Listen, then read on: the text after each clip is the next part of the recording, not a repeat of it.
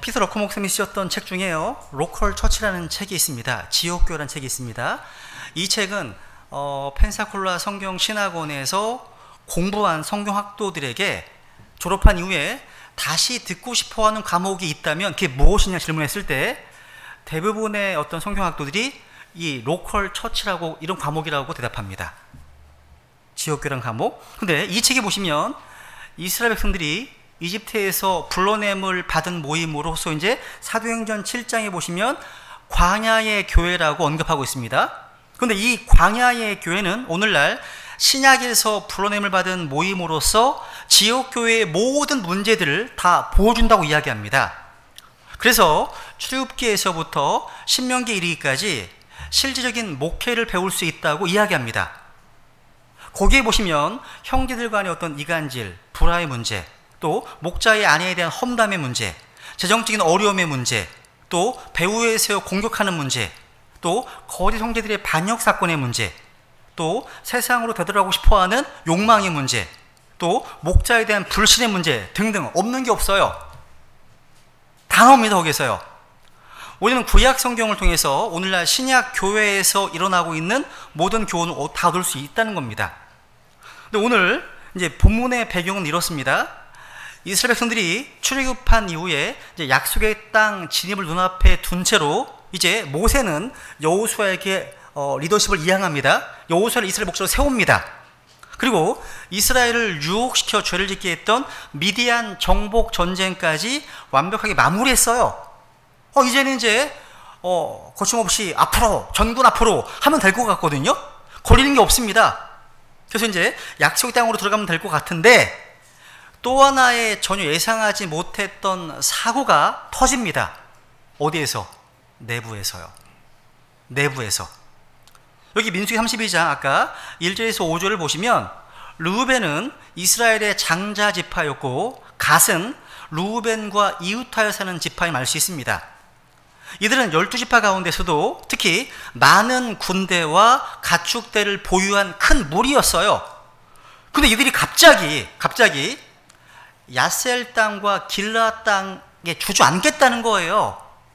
이 땅이 어디냐면 여기 보시면요, 여기 갈릴리 바다가 보이시죠? 여기 이제 요단강이 흐릅니다. 그리고 장갑 모양의 사해 바다가 있죠. 요단강 서쪽이 이스라엘 약속의 땅입니다. 근데 서쪽에는 요단 동쪽, 여기 이 길라 땅 이쪽에서 자기들은 이제 주저앉겠다는 거예요. 이런 겁니다. 지금 이 땅은요, 약속의 땅 밖의 땅입니다. 즉 자신들은요, 요르단 동편의 땅을 차지하고 살 테니까 다른 지파들과 함께 요르단 강을 건너서 약속의 땅에 들어가지 않도록 허락해 달라는 겁니다. 모세를 비롯한 이스라엘 지도자들은요, 이 청천벽력하는 소리에 놀랐을 것 같아요. 여러분, 이들이 갑자기 왜 이런 요구를 하게 되었을까요? 이스라엘 민족은요, 유목민입니다. 데리고 다니는 가축대가 매우 많았습니다. 근데 그 중에서도 르우벤 자손과 갓 자손이 소유한 가축대는 상상할 수 없을 정도로 많았던 것 같습니다. 여기 보면 가축이 심이 많다고 1절에 되어 있죠. 그죠? 그러니까 이집트에서부터 데리고 나온 가축대도 있었지만 최근 이방 민족들과의 전쟁 가운데서 전리품으로 많은 가축대를 확보했을 가능성이 큽니다. 어쨌든 이들은 다른 지파들보다 훨씬 많은 가축대를 데리고 있었기 때문에 뭔가 이동이 용이치 않았다는 거죠. 그러니까 요르단강을 건너서 가나안 땅으로 들어갈 엄두를 내지 못했다는 겁니다. 저는 이게 되게 아이러니해요. 왜냐하면 하나님의 은혜로 말미암아 가진 것이 많아졌어요. 그런데 그 가진 것 때문에, 그 소유 때문에 하나님의 명령에 순종하는 것이 힘들었다는 거예요. 참 아이러니하지 않아요? 그죠? 여러분, 많은 소유를 관리하는 문제 때문에 약속의 땅으로 들어가는 것이 되게 부담스러워진 거예요. 한번 생각해 보세요. 지금 우리 주님께서는요, 마태복음에 보시면 너희는 좁은 문으로 들어가라고 하셨죠. 좁은 문. 그죠? 저는 개인적으로요, 차를 주차한 후에 내릴 때는 보면 옆차의 간격이 좀 꽤 넓은 것 같거든요. 근데 약간 배가 나와서 그런지 나가려고 할 때마다 되게 좁게 느껴져요. 되게 느껴집니다. 아, 살을 빼야 되겠다. 몸을 좀 가볍게 해야 되겠다. 이런 생각을 합니다. 그렇습니다. 좁은 문으로 들어가려면 내 몸이 가벼워야 돼요. 날씬해야 됩니다. 근데 가진 것이 많으면 그것을 다 움켜쥐고 들어가려는 욕심 때문에 약속의 땅에 올인하기가 쉽지 않습니다. 그래서 예수님도 이런 말씀 하시잖아요. 마가복음 10장에 보시면 24, 25 보시면 얘들아 재물을 신뢰하는 자들이 하나님의 왕국에 들어가는 것은 심히 어렵다. 왜? 재물을 신뢰하니까요. 그죠? 신뢰하니까 낙타가 바늘길을 지나가는 곳이 부자가 하나님의 왕국에 들어가는 것보다 쉬우니라 하시니 예수 그리스도를 믿어야 구원받는데 들어갈 수 있는데 재물을 신뢰하니까 당연히 못 들어가죠. 그죠? 여러분 이게 주님께서 못 들어가게 하시는 게 아니에요. 사람이 자기가 가진 소유의 마음을 빼앗기기 때문에 그걸 놓지 못하기 때문에 그런 겁니다. 그렇기 때문에 여러분 부유하게 된다는 것이 꼭 좋은 것만은 아닙니다. 그렇다고 부자가 되는 것이 꼭 나쁜 것도 아닙니다. 여러분 내가 가진 소유, 내가 가진 부유함이요 나로 하여금 하나님을 잘 섬기게 만들고 그리고 내 주변의 지체들을 돕게 하는 상황이라면 그 부유함은 물론 축복입니다. 그죠? 근데 부유해졌다는 그 사실 때문에 하나님과 점점 더 멀어져 가고 사랑했던 일과 관계가 뒤틀리는 어려움을 가져온다면 그 부유함은 오히려 저주일 수밖에 없다는 사실입니다. 여러분 민수기 32장 1절 다시 보세요. 읽어볼까요? 시작. 이제 루벤 자손과 갓 자손에게는 가축이 심히 많더라. 그들이 야셀 땅과 길르앗 땅을 보니 보라 그곳은 가축에게 알맞은 장소이므로. 그러니까 여러분 많은 가축대 많은 소유 때문에 고민하던 루벤 자손과 갓 자손에게요 요르단강 동편에 있는 야셀 땅과 길르앗 땅이 눈에 확 들어온 거예요. 눈에 들어온 겁니다. 그러니까 이 요르단 동편에 있는 이 야셀 땅은요 아모리 족속의 왕 시온 왕을 물리치고 빼앗은 곳입니다. 여기는 농산물이 풍성하고요 목축에 적합한 지역이었답니다. 또 길르앗 땅은요 요르단 동편 전체 아르논강과 야복강 사이 펼쳐진 초원을 가리킵니다. 이 지역은 물이 풍부합니다. 수목이 울창합니다. 포도와 올리브 재배가 활발했다고 합니다.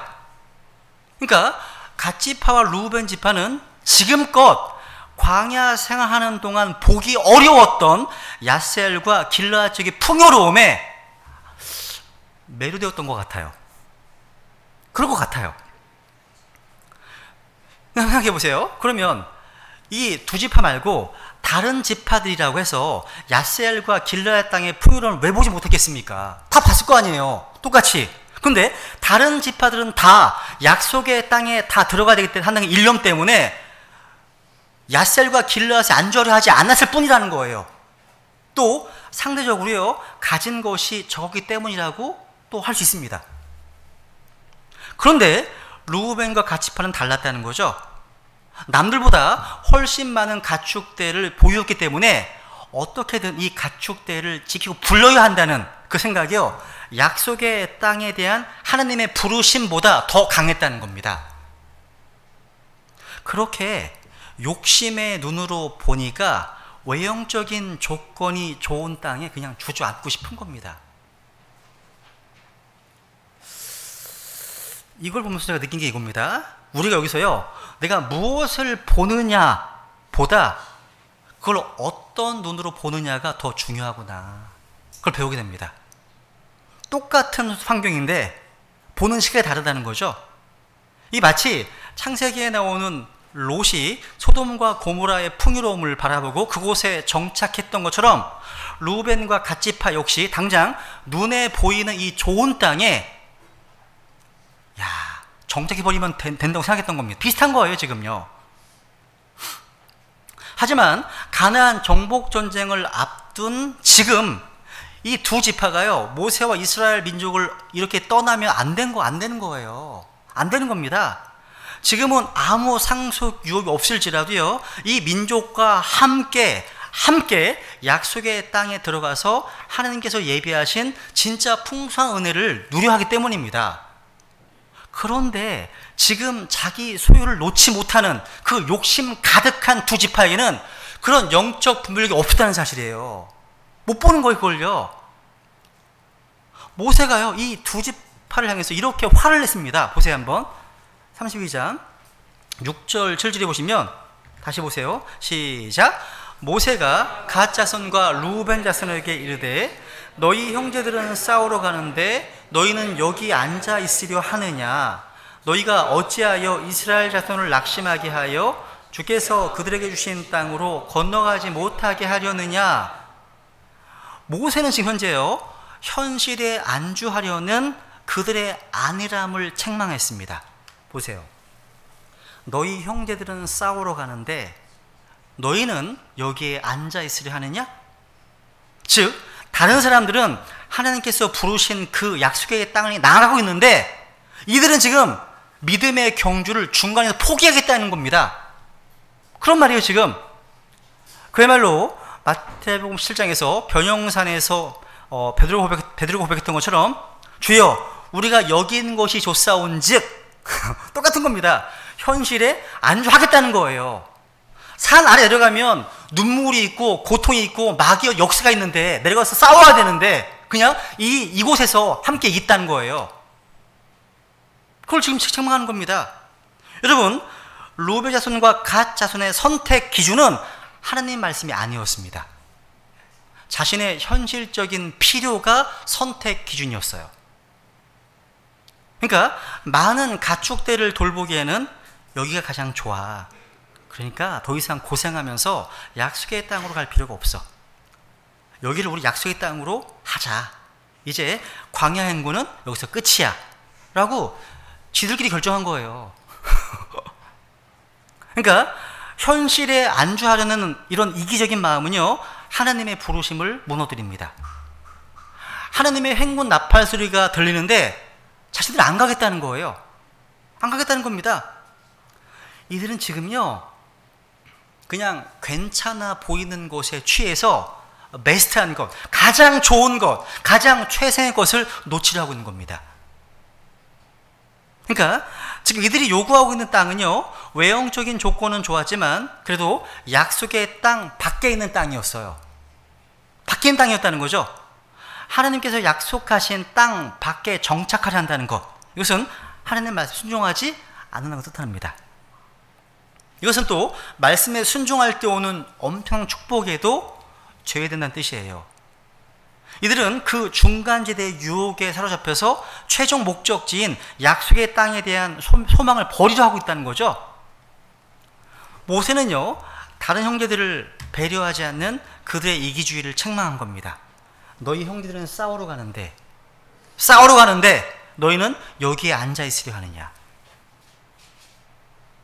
사실 생각해 보세요. 지금 이 두 지파가요, 지금 원하는 요르단강 동편의 길르앗과 야셀 땅은요, 그들 자신의 힘으로 쟁취한 땅이 아니라 이스라엘 모든 지파가 함께 싸워서 얻은 땅이었어요. 생각해 보세요. 근데 형제들이 같이 피 흘린 땅을 자기들 맡겠다는 거예요. 게다가 다른 형제들은 이제 막 요르단강을 건너서 모든 것을 걸고 가나안 정복 전쟁을 지금 수행하려 하는데 자기들만 그 전쟁에서 빠지겠다니까 이게 보통 이기적인 게 아니에요. 그죠? 지금까지요, 이스라엘은 함께 싸우고 함께 울고 함께 나누는 광야 교회였습니다. 이때까지 불러임을 받은 머리로서 이스라엘 민족 덕분에 잘 먹고 잘 살게 되었어요. 민족 전체의 운명이 걸린 전쟁을 앞둔 아주 결정적인 순간에 자기 책임을 완수하지 않고 뒤로 빠져버리는 것, 이건 위기 중에 위기였죠. 위기입니다. 그러니까 자기 가족들만 잘 먹고 잘 살면 되지 나라와 민족은 어떻게든 상관없다는 태도라는 겁니다. 모세는 이들의 이기적인 행동이 이스라엘 전체 미칠 그런 악영향을 생각했습니다. 그래서 7절에 보면요, 7절에 보시면 같이 읽어보세요. 시작. 너희가 어찌하여 이스라엘 자손을 낙심하게 하여.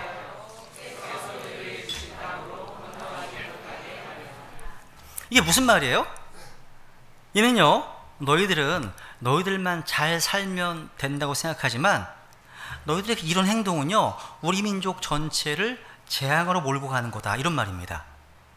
모세는요, 아주 강한 어조로 이기적인 갓지파 루벤 지파를 비판하면서 이들이 다른 백성들을 낙심시킬 것이라고 했습니다. 낙심, discourage, 낙심.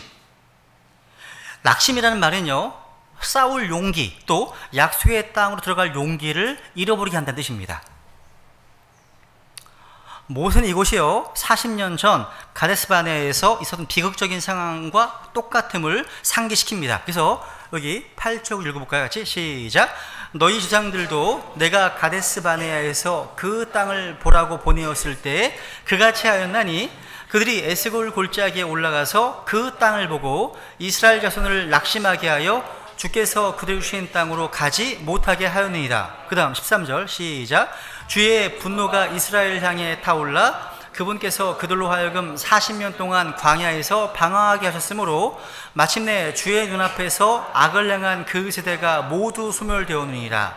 보라, 너희는 너희 조상들을 대신하여 일어난 자들이요 죄악으로 가득한 사람들의 소생으로서 이스라엘을 향한 주의 맹렬한 분노를 더욱 크게 만드는 자들이로다. 너희가 만일 돌이켜서 그분을 떠나면 그분께서 또다시 그들을 광야에 버리시리니 이로써 너희가 이 온 백성을 멸망시키리라 하니라. 40년 전 약속의 땅을 정탐하고 돌아온 12스파이들이 있었습니다. 그죠? 12스파이들 가운데 여호수아와 갈렙을 제외한 10사람이 약속의 땅을 악평하고 백성들의 마음을 두렵게 만들었습니다. 그때도 백성들이요, 낙심케 되어서 약속의 땅에 들어갈 용기를 잃었습니다. 그래서 약속의 땅 진입이 수십 년 동안 늦춰졌습니다. 그런데 이번에는 욕심에 눈이 먼 두 지파 때문에 다른 모든 백성이 낙담해서요, 약속의 땅 정복 전쟁을 시작할 의욕을 잃어버리고 주저앉게 생겼다는 겁니다. 과거에는 믿음의 눈이 아닌 육신적인 눈으로 가나안 땅을 악평했던 부정적인 10사람이 퍼뜨린 두려움 때문에, 지금은 두 지파의 이기적인 욕심 때문에 백성들 전체가 낙심하게 되었다는 겁니다. 원인은 달라도 이들로 인해 전체가 낙심하기는 마찬가지고, 낙심한 군대가 어찌 큰 정복 전쟁을 성공적으로 치를 수 있었겠습니까? 낙심한 상태, 그죠? 이런 상태인데, 즉 다른 형제들이 어찌되든 나 하나면 잘 살면 된다는 생각, 에이, 나 하나 빠진다고 뭐가 달라지겠어? 이 생각은 신약 교회에 치명적이라는 교훈을 주는 겁니다. 저희 교회 홈페이지가 있어요. 저희 교회 홈페이지 보시면 저희 교회 섬기는 사람들 이 란에요, 제가 이렇게 썼습니다. 여러분 기억하실 겁니다. 이렇게 썼습니다.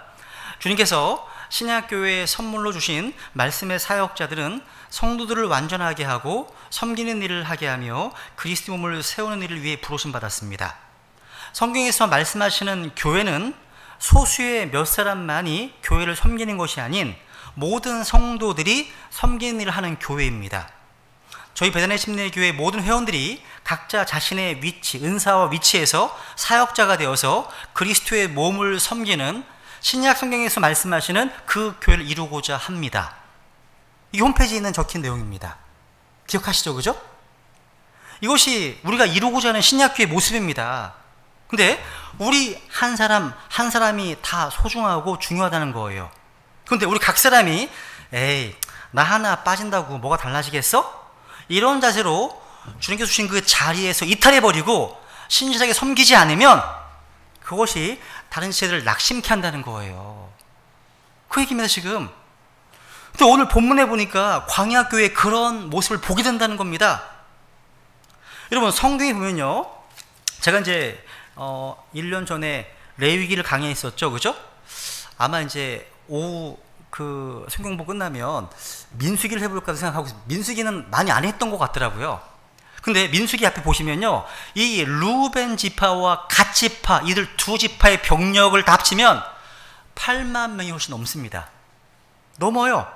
나중에 이들과 함께 요르단 동편 땅을 받게 된 므낫세 반지파까지 합치면 10만 명이 넘어요. 어마어마한 숫자예요. 게다가 병사들도 용맹했습니다. 지금 이스라엘 백성 모두가 총력을 기울여 싸워도 가나안 땅의 견고한 도시들과 수많은 강한 군대를 이기는 것은 버거운 일이었습니다. 그런데 전체 60만 병력 가운데 10만 명의 강한 정예 군인들이 빠져버리면 어떻게 되겠습니까? 한번 생각해 보세요. 이게 여러분 수적인 마이너스 요인도 있지만 제가 보기에는 무엇보다도요, 다른 모든 지파의 사기가 땅에 떨어져 버렸습니다. 이게 가장 큰 문제예요. 그리고 다른 지파들도요, 에이, 그럼 우리도 요르단강 동편이 좋은 땅에 그냥 정제가 살겠다 라고 하면서 약속의 땅에 들어가지 않고 서로 물고 뜯는 내전으로 갈 수도 있었다는 겁니다. 여러분, 교회는 머릿수만 많다고 신약교회가 되는 게 아닙니다. 신약교회는요, 여러분 서로의 책임을 완수할 때 든든히 세워지는 거예요. 다들 제 살 길 살겠다고 흩어지면, 책임이 무너지면 교회 전체가 함께 무너지는 겁니다. 그리고 그렇게 교회가 무너지면 개인도 가정도 무너지게 됩니다. 여러분, 난민들을 한번 생각해 보세요. 난민들. 나라가 무너지니까 전 세계로요, 살 길을 짜서 흩어진, 여기 이제 시리아 난민들입니다. 시리아 난민들이에요. 이 난민들은요, 바다 건너다 빠져 죽은 사람, 굶어 죽은 사람이 부지기수고요, 세계 어디를 가도요 환영받지 못합니다. 타임지 기사를 보니까요, 이들 시리아 난민들은요 대부분요 고졸 이상의 학력을 가졌고, 그리고 탈출 자금을 마련할 정도의 돈도 있고, 그런 중산층 이상의 사람들이라는 겁니다. 또 SNS나 여러 매체를 통해서요, 서구 선진국들에 대한 정보도 가지고 있고 잘 살아보겠다는 열정이 있는, 그냥 잘 사는 사람이었다는 겁니다. 그런데 나라가 멀쩡했더라면 여러분, 우리와 별다를 것이 없는 그런 뛰어난 사람들이에요, 이 사람들이요. 그런데 나라가 붕괴되니까 비참해지는 거예요. 즉, 나라가 없으면요 개인도 가정도 없다는 뜻입니다. 이게 여러분 영적인 부분에서도 마찬가지예요. 여러분, 나와 교회는 별개의 것이 아닙니다. 우리가요 하나님께서 부르신 그곳을 향해서 나아가야 할 때 우리 모두 함께 나아가지 않으면 교회 전체가 무너질 수 있다는 겁니다. 즉, 자신의 자리를 지키지 않으면 전체가 낙심하고 죽게 됩니다. 여러분, 작은 구멍 하나가 큰 배를 무너뜨립니다. 우리는 모두 함께 섬기고 함께 힘을 모아야 한다는 거죠. 그게 함께 사는 길이에요. 여기서 한 가지 더 생각해 보겠습니다. 한번 여기 로봇 자손과 이 갓 자손의 이런 육신적인 결정이요, 하루아침에 이루어진 것은 아니었을 거라는 거예요.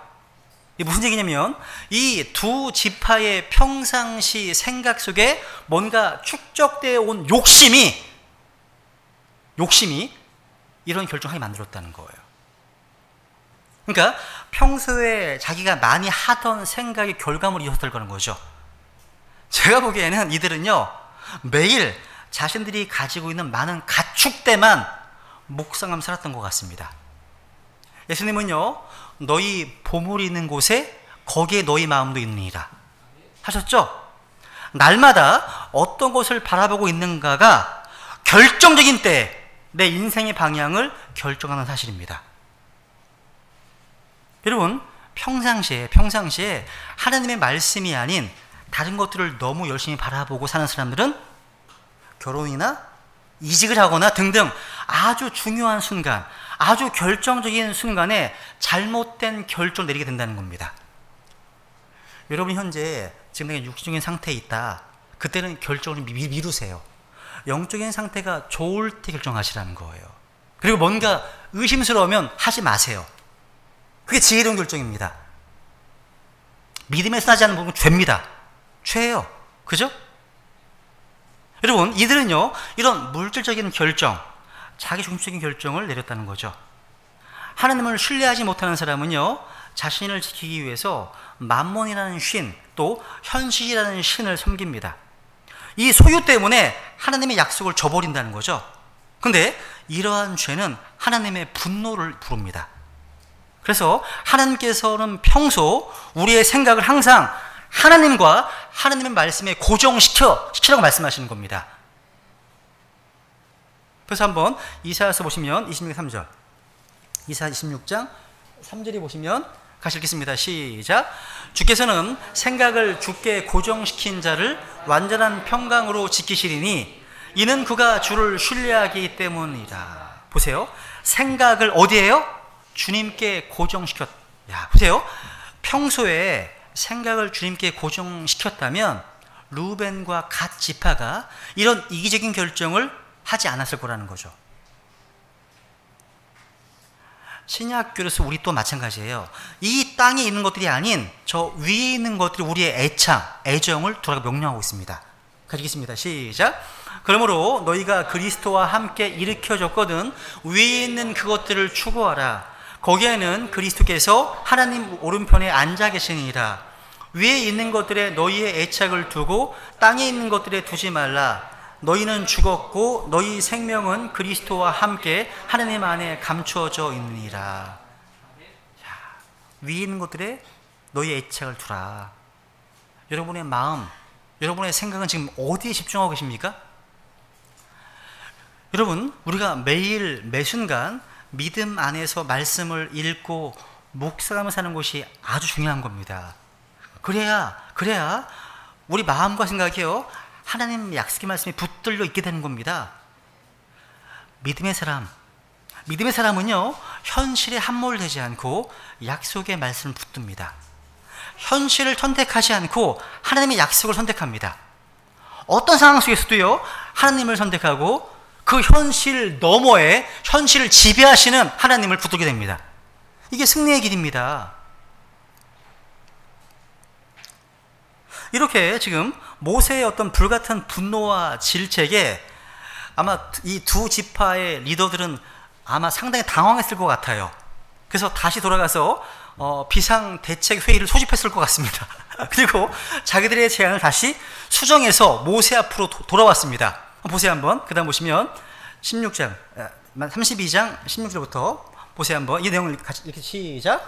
그들이 모세에게 가까이 나와 이르되 여기에서 우리의 가축을 위하여 우리를 짓고 우리의 어린 것들을 위하여 도시들을 건축하되 우리가 이스라엘 자손들 그들의 처소로 데려갈 때까지 스스로 무장하고 그들 앞에서 가리이다. 다만 우리의 어린 것들은 이 땅의 거주민들로 인해 성벽을 두른 도시들에 거할 곳이 오며 우리는 이스라엘 자손이 각각 자기의 상속 재산을 얻을 때까지 우리 집으로 돌아오지 아니하겠사오니 우리가 요르단 이편 곧 동편에서 우리의 상속 재산을 얻었으므로 그들과 함께 요르단 저편에서나 그 앞에서 상속을 받지 아니하리이다 하니라. 이게 수정안이에요. 수정안. 내용은 이렇습니다. 되게 재밌어요. 보면서 많이 우셨습니다.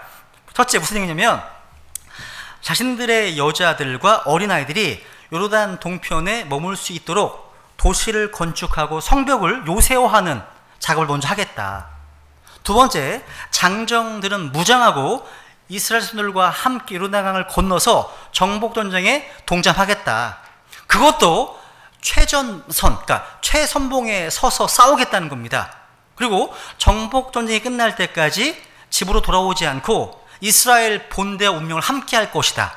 이런 내용입니다. 세 번째, 자신은 이미 요르단 동편 땅을 차지했기 때문에 요르단 서편 가나안 땅에서는 상속료 받지 않겠다. 이런 내용입니다. 제가 보기에는 상당히 파격적인 제안이에요. 제가 보기 그렇습니다. 원래 이때까지 해오던 정상적인 행군 대응으로 보면 루벤과 갓 지파는요 이스라엘 진영에서 두 번째로 행군하는 게 맞아요. 그런데 이들은 자원에서 제일 선봉에 서겠다고 하는 거예요. 즉 가장 치열하게 싸워야 하는 위험한 일을 감당하겠다는 겁니다. 그렇지만 가나안 땅의 상속유업을 욕심내지 않겠다고 합니다. 이렇게 되면 다른 10지파들은요 약속의 땅에서 더 넓은 상속유업을 얻을 수 있게 되니까 불평할 일이 없잖아요. 그러니까 여러분 이 두 지파는요 모세의 어떤 경고와 염려의 핵심을 이제 정확히 이해했습니다. 그래서 분명한 대답을 내놓은 겁니다. 그러니까 첫 번째 처음 제안이 자기들의 입장만 생각한 이기적인 것이었다면 수정안은 다른 지파들을 좀 배려한 것이었다는 거죠. 그런데 참으로 안타까운 게 뭐예요? 이런 얘기를 처음부터 했으면 얼마나 좋았을까. 그죠? 그렇지 않았다는 거예요. 욕심에 눈이 멀어서 다른 형제들에 대한 배려도 없이 앞뒤주지 않고 자기들만 살겠다고 하는 이기적인 요구를요 던져서 잠시만 모두의 마음을 힘들게 하지 않았습니까? 그죠? 어쨌든 모세는요 이들 두 지파의 제안을 받아들입니다.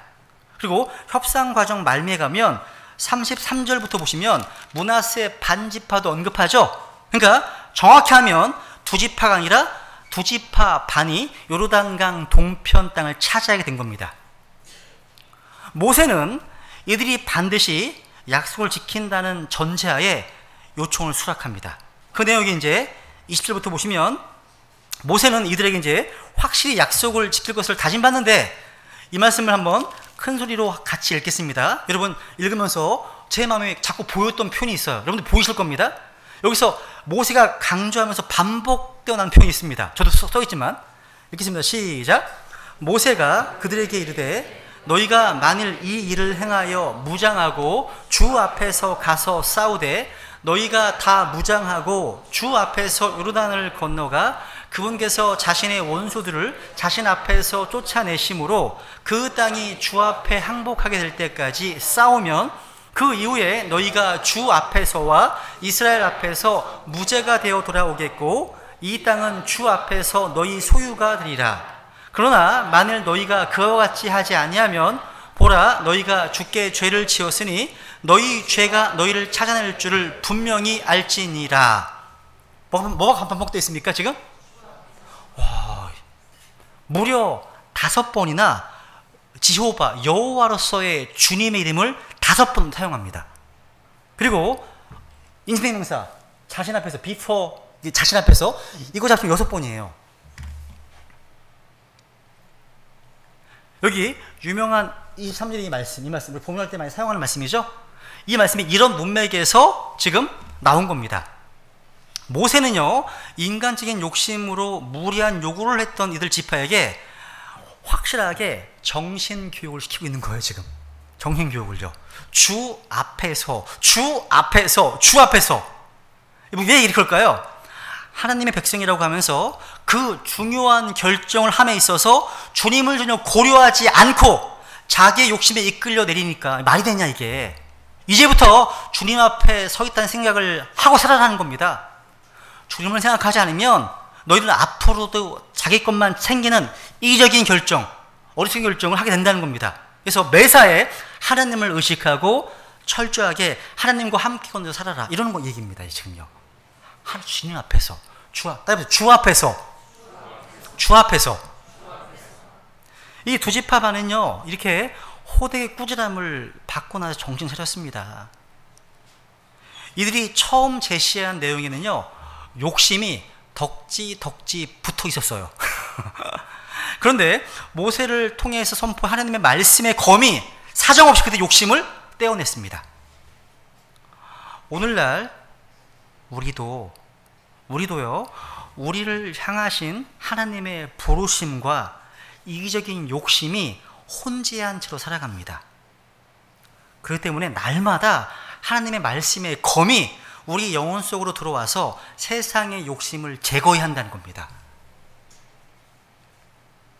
이렇게 위기는 일단락 되었습니다. 이 두 지파의 이기적인 처세 때문에 이스라엘 민족 안에 큰 분열이 일어날 뻔했습니다. 다행히 문제는 원만 해결됐습니다. 그죠? 근데 이들이 잘해서가 아니죠. 하나님 주신 은혜와 지혜 때문에 잘 해결된 겁니다. 여러분 하나님의 원래 계획이 뭐였습니까? 오리지널 계획이 뭐였습니까? 12지파가 다 함께 가나안 땅에 들어가는 거였습니다. 이게 원래 계획이었습니다. 그러니까 거기서 다 함께 싸워서 가나안을 정복한 뒤에 그 땅을 공평하게 분배하는 것, 이게 하나님 원래 계획이었어요. 하나님은 아마 각 지파들이 가나안 땅 어느 곳을 분배받아서 정착하게 될지도 계획해 놓으셨을 겁니다. 그런데 이 두 지파 욕심 때문에 하나님의 원래의 계획이 망가뜨려진 겁니다. 한번 생각해 보세요. 이제 뒤에 성경 읽어보시면 이들이 욕심했던 땅은요, 외형적인 조건은 좋았지만 하나님의 약속 밖에 있었던 땅이었어요. 근데 여러분, 하나님의 자녀들이라면 반드시 하나님의 약속 안에 머물러 있어야 돼요. 누가복음 15장에 나오는 탕자는요, 아버지의 품에서 벗어나서 세상으로 가버렸습니다. 돈만 가지고 가면 세상에서 다 이룰 줄 믿었겠죠. 근데 세상은요, 돈만 뺏고 탕자를 처참하게 무너뜨렸습니다. 마귀는 지금도 우리에게 하나님의 부르심, 하나님의 약속 밖으로 나가서 너의 욕심과 야망을 이루라고 유혹합니다. 가축대를 이용해서 두 집 붙이는 거 같은 겁니다. 만약 하나님의 약속 밖에서 뭔가를 이루려 한다면 하나님의 능력이 아닌, 하나님의 은혜가 아닌 자기의 힘으로 해야 할 겁니다.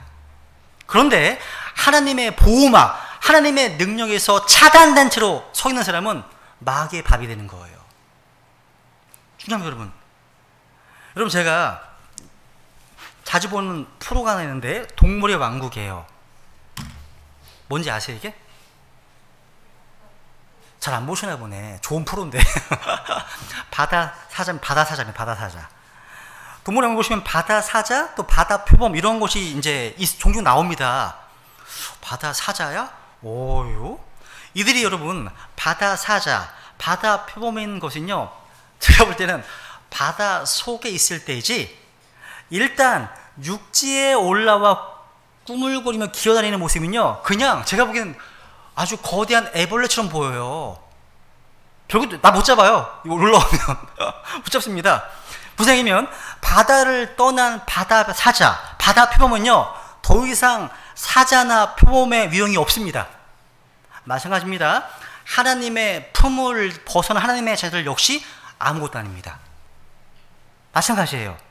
우리는 우리의 바다이신 하나님의 약속 안에서 결코 벗어나서는 안 됩니다. 아무리 조건이 좋아도 하나님께서 주시지 않으신 것이라면 욕심내서는 안 됩니다. 안 됩니다, 여러분. 욕심을 내면요, 자신도 교회도 다 아픔을 겪을 수 있습니다. 훗날 이스라엘의 다른 지파들은요, 이 두 지파 반이 빠진 것만큼 더 고생해서 가나안 땅을 일궈야 했습니다. 그리고 약속의 땅 밖에 정착한 두 지파는 하나님의 은혜 없이 각자 힘으로 살아남아 했다는 거예요.